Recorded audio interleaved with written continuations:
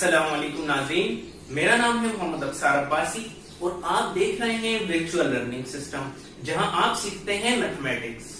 तो आइए शुरू करते हैं, मगर उससे पहले अगर आपने हमारा चैनल सब्सक्राइब नहीं किया है तो सबसे पहले हमारे चैनल को सब्सक्राइब कर लीजिए ताकि हमारी नए आने वाली वीडियोस आपको मिल सकें। तो आज का हमारा टॉपिक है बेस एंड एक्सपोनेंट। बेस और एक्सपोनेंट आपका वो टॉपिक है जो आपका मोस्ट इंपॉर्टेंट टॉपिक्स की हैसियत से आपकी लाइफ में इंपॉर्टेंस रखता है। सो बेस और एक्सपोनेंट क्या होता है, हम बिल्कुल इजी करके आपको समझाऊंगा। सबसे पहले देखें, ये आपके पास है 2 पावर 3। हम इस तरीके से आपके पास क्वेश्चंस आते हैं। तो 2 पावर 3, ये जो आपके पास 2 है नीचे जो है इसे हम कहते हैं बेस, और ये जो ऊपर की तरफ है, ये जो 2 के ऊपर जो 3 दिया गया है इसे हम कहते हैं पावर, या इसे हम कहते हैं एक्सपोनेंट, या फिर हम इसे कहते हैं इंडेक्स। यानी इसके 3 नाम हैं, जिसे क्या है, पावर, एक्सपोनेंट और इंडेक्स।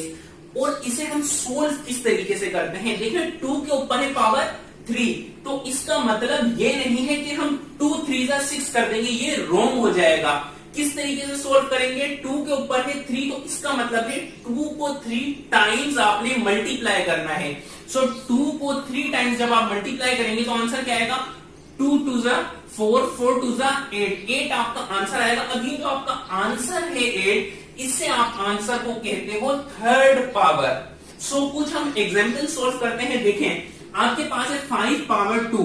अब इसे आप इस तरीके से नहीं कर सकते, 5 2 जा 10, ये रॉन्ग हो जाएगा। इसे आप किस तरीके से करेंगे, 5 को 2 टाइम्स मल्टीप्लाई करेंगे, 2 दफा मल्टीप्लाई करोगे। सो 5 को 2 दफा मल्टीप्लाई करोगे तो 5 5 जा 25।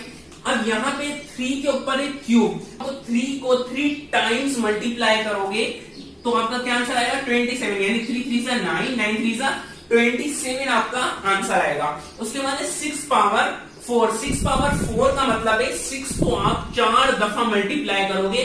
जब आप इसको 4 दफा मल्टीप्लाई करोगे तो आपका आंसर आएगा 1296, यानी 1296। इस तरीके से आपके बेशुमार क्वेश्चंस आ सकते हैं, इसे आप सोल्व कर सकते हो घर में बैठकर।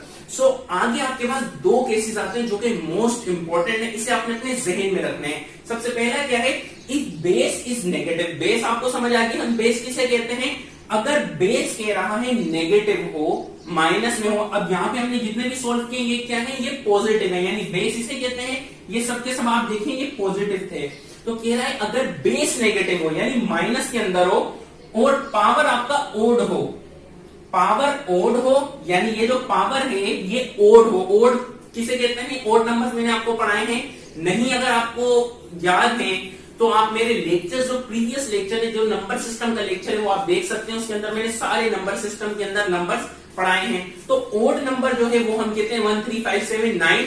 सो कह रहा है अगर आपकी बेस नेगेटिव हो, पावर आपका ओड हो, तो आपका आंसर, ये थर्ड पावर जो आएगा वो आएगा क्या, जवाब नेगेटिव के अंदर आएगा। किस तरीके से इसे हम एग्जाम्पल के थ्रू समझते हैं। देखें, नीचे जो बेस है वो है माइनस के अंदर, यानी -2, उसके ऊपर पावर है 5। 5 जो है वो ओड नंबर है। सो आप क्या करोगे, अकॉर्डिंग टू द रूल किस तरीके से सोल्व करोगे, -2 को मल्टीप्लाई करोगे 5 टाइम्स। सो जब आप 5 टाइम्स मल्टीप्लाई करोगे तो क्या आंसर आएगा, इसको सबसे पहले मल्टीप्लाई करते हैं। 2 2 जा 4, 4 2 जा 8, 8 2 जा 16, 16 2 जा 32, 32 आपका आंसर आएगा। अब आगे हम क्या कहते हैं, कह रहे हैं आंसर नेगेटिव आएगा। सो अब हम इसको मल्टीप्लाई करते हैं, माइनस को minus into minus plus, plus into minus minus, minus into minus plus, plus into minus minus. So answer आपका क्या आएगा, 32 नेगेटिव। सो ये चीज प्रूव हो गई कि नेगेटिव आंसर आएगा जब आपकी बेस जो है वो नेगेटिव और पावर आपका ओड होगा। सेकंड केस में आपको कहता है इफ बेस इज नेगेटिव। दूसरे केस में भी बेस नेगेटिव हो एंड पावर इज इवन, मगर पावर जो हो वो इवन हो। इवन हम किसे कहते हैं, 2 4 6 8 10 और इस तरीके से चलते जाते हैं। वो नंबर जो 2 से डिवाइड हो और तो उसमें आपका कोई रिमाइंडर ना बचे। सो कह रहा है बेस नेगेटिव हो, पावर इवन हो, तो आंसर आपका थर्ड पावर क्या आएगी, पॉजिटिव आएगी। किस तरीके से, इसे हम देखते हैं। कह रहा है -3 पावर 4 है। सो -3 को 4 टाइम्स मल्टीप्लाई करेंगे, 3 3 जा 9, 9 3 जा 27, 27 3 जा 81। अब हम क्या करते हैं, माइनस मल्टीप्लाई करते हैं, minus into minus plus, plus into minus minus, minus into minus plus. So answer क्या आएगा, पॉजिटिव। तो सेकेंड जो आपका रूल है वो भी इस तरीके से प्रूव हो जाता है। आगे हमारे पास मौजूद है लॉज ऑफ एक्सपोनेंट्स। तो हमारे देयर आर 5 लॉज, हमारे 5 टोटल लॉज ऑफ एक्सपोनेंट है, 5 लॉ हैं। सबसे पहला लॉ क्या है? Law of product of powers. पहला लॉ है law of product of powers.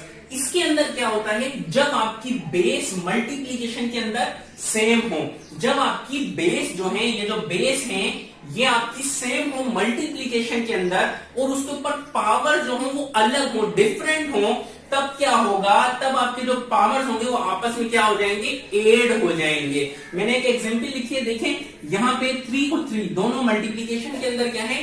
Base same है, इनके पावर अलग अलग है, 3 और 5, तो क्या होगी? ये आपस में ऐड हो जाएंगे।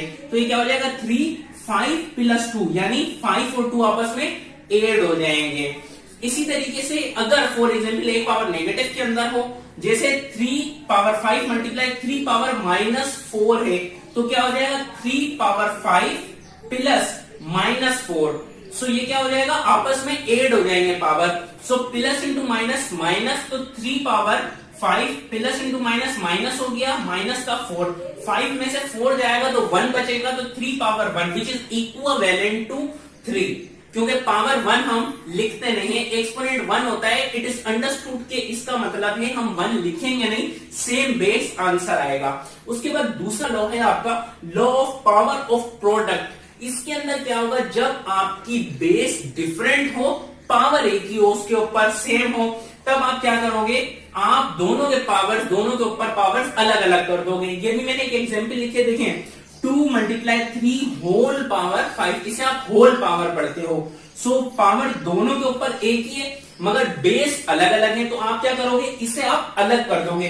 2 पावर 5 मल्टीप्लाई 3 पावर 5, तो आपने दोनों के ऊपर पावर अलग कर दिया। दूसरी इसी से मिलती जुलती एग्जाम्पल है, अगर आपके पास इसका वाइस वर्सा आ जाए, जब आपके पास बेस जो है डिफरेंट है, देखिए यहाँ पे 2 है, यहाँ 4 है, मगर पावर्स एक ही है दोनों के ऊपर, तो आप इसको होल पावर करके भी लिख सकते हो, जैसे 2 मल्टीप्लीकेशन 4 होल पावर 2।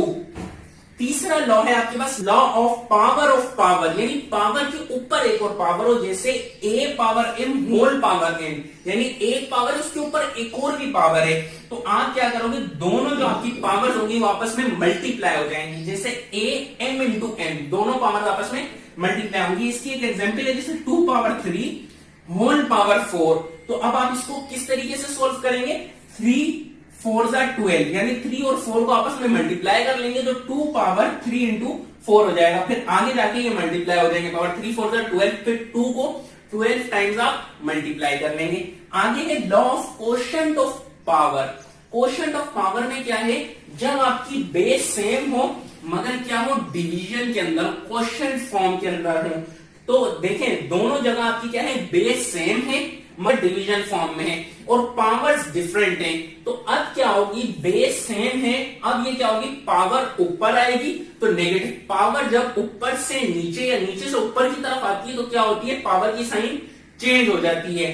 सो इसको अगर हम ऊपर लेकर आए, सो क्या हो जाएगा? माइनस का n हो जाएगा, यानी पावर जब ऊपर आ जाएगी, यहाँ नीचे पॉजिटिव है, ऊपर आके नेगेटिव हो जाएगी, तो ये क्या हो जाएगी? a m minus n। इसको हम थोड़ा सा सवाल के जरिए से समझते, थोड़ा सा ये टिपिकल है। सो क्या है? 2 पावर 7 2 पावर 5, इस तरीके से अगर क्वेश्चन आए तो आप कैसे सोल्व करेंगे? इसको आप लिखेंगे 2 7 माइनस 5, यानी 5 ऊपर आ जाएगा तो माइनस का 5 हो जाएगा, तो 7 माइनस 5 हो जाएगा। तो फिर आगे क्या आंसर आएगा? इसको सोल्व करेंगे तो 2 पावर, इसको अगर आप सोल्व कर ले तो ये आपका हो जाएगा 2 पावर 2। सो आंसर आएगा 2 को 2 टाइम मल्टीप्लाई करें, 2 इंटू 2, तो आंसर आ जाएगा आपका 4। इस तरीके से ये सोल्व हो जाएगा। आगे है law of power of quotient. अब इसमें क्या है? जब आपकी बेस डिफरेंट हो, पावर उसके ऊपर एक ही यानी होल पावर हो, जैसे a upon b whole power n, तो आप क्या करोगे? सिंपल, आप दोनों के ऊपर पावर अलग अलग कर दोगे, यानी a power n b power n कर दोगे। इसकी भी एग्जांपल है, जैसे 3 अपॉन 5 है, इसके ऊपर होल पावर है 2, तो आप इसको क्या करोगे? 3 पावर 2 5 पावर 2, यानी दोनों के ऊपर पावर अलग अलग दे दोगे। इसका वाइस वर्सा मैंने लिखा है, क्या है? अगर आपके पास पावर सेम आ जाए और बेस डिफरेंट हो, जैसे 2 पावर 4 और 7 पावर 4। तो अब आप क्या करोगे, देखें बेस जो है वो डिफरेंट है, पावर सेम है, तो आप इसको लिख सकते हो 2/7 होल पावर 4, यानी एक ही पावर आ जाएगी उसके ऊपर।